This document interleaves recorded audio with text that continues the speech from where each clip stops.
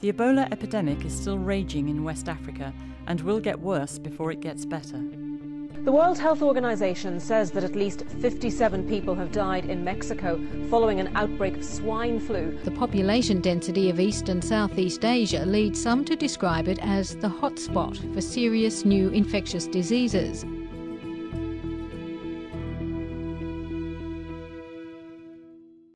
Diseases like Ebola, SARS, and swine flu have killed hundreds of thousands.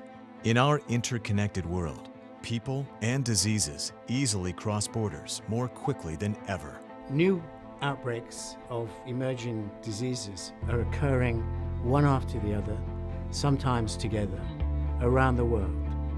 Germs don't stop at the border, and you have to work together if you're going to protect your own people.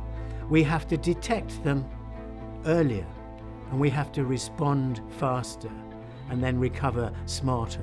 Disease surveillance, early warning, and detection is enormously important, and all of us have a stake in it.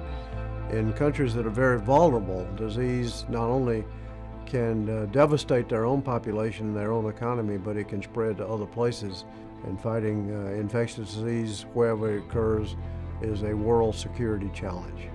The Nuclear Threat Initiative was really able to make a pioneering contribution to the biological threat area by identifying the important connection between health and security, by raising awareness about the nature and scope of the biological threat, both deliberate use of biological agents to do harm, biological weapons and biological terrorism, and naturally occurring biological threats.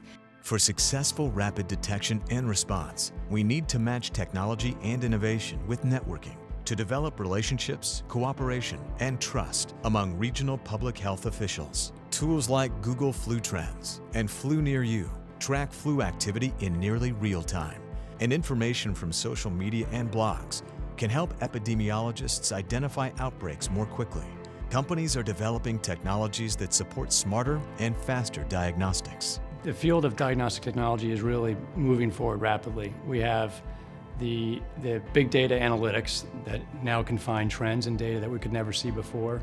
We have miniaturization, we have lower cost. Diagnostics are the linchpin for early diagnosis of emerging infectious diseases and for bioterrorism. And if we don't have diagnostics, we won't even know what we're in the middle of. NTI has helped create regional surveillance networks that allow public health officials in various countries to share data and collaborate on response. NTI has been a real leader in the field. It has helped connect doctors and public health officials in disease networks around the world, and it's been connecting people who didn't ever talk before. And so if you have a network of countries and those people begin to talk, initiate the helping, the support, that means that they can respond faster, and that means that the world can help them better. And it means at the end of the day, when you count the effects on the population, the economies, you can actually say, we've made a difference. Technology alone is not enough. Certainly we need technology to be able to diagnose new diseases, but we need trained people, we need systems that work, we need information sharing, communication. So it's the network of people in tandem with the technology is what we really need for disease diagnosis and surveillance.